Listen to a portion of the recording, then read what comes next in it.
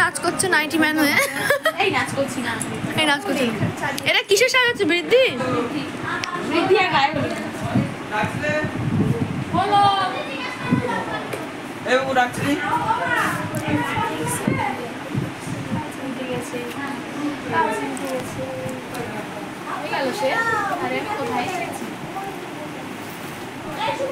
দেখো আমাদের কনেকে রেডি করে দিয়েছি। কেমন লাগছে বলো?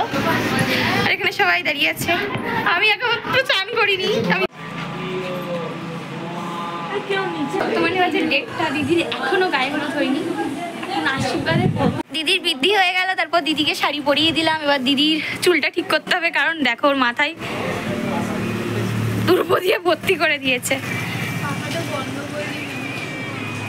গরম লাগছে। দাঁড়া, ততগুলো কি অবস্থা করেছিস দেখ, আমি বলে দেবো যে তুই করেছিস এগুলো।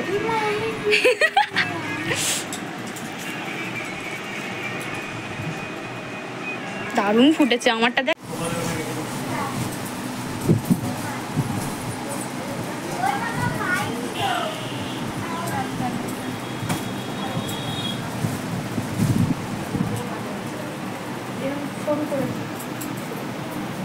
এখনো সেগুলো কোথায়?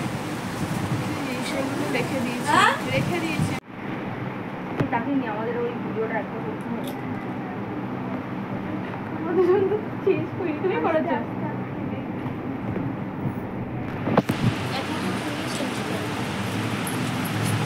2000 years later.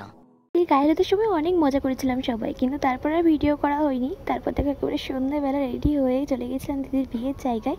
দিদি তো অনেক আগেই পৌঁছে গেছিলো, কিন্তু আমার যেতে অনেকটাই লেট হয়ে গেছিলো। আমি যখন পৌঁছেছিলাম তখন দিদি শুভদৃষ্টি মালাবদল সবই হয়ে গেছিলো, তাই জন্য সেগুলো তোমরা পাবে না। সত্যি বলতে অন্যদের বিয়েতে যতটা ভিডিও করার টাইম পাই, নিজের দিদির বিয়েতে আমি অতটা ভিডিও করার টাইম পাইনি, কেন জানি না। তো যেটুকু করেছি তোমাদের সাথে। অবশেষে আমাদের লিটল প্রিন্সের দেখাটা মিললো। তিনি কিন্তু ঘুমাচ্ছিলেন তার মিমির বিয়েতে, কেন জানি না।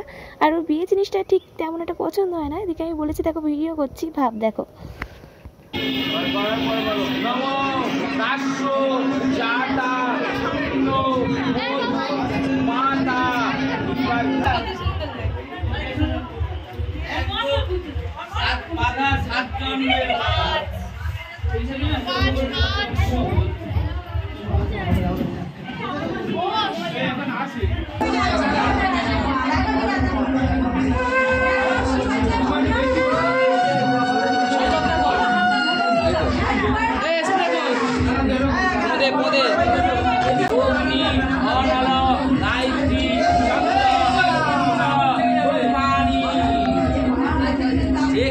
অসভ্যতামি করছে।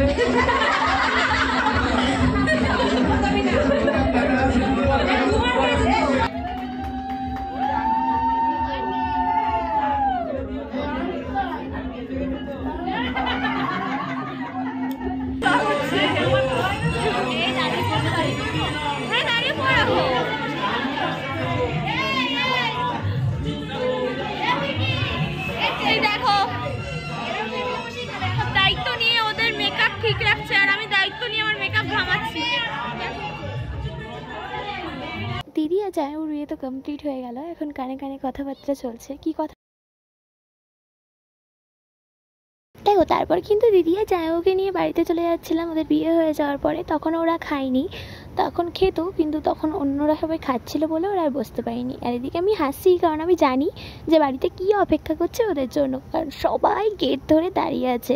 এটা যাই হোক কনে পক্ষ, বিয়ের সময় তো গেট ধরা হবেই, তাই জন্য একেবারে সব শালা শালিরা মিলে গেট ধরেছিল।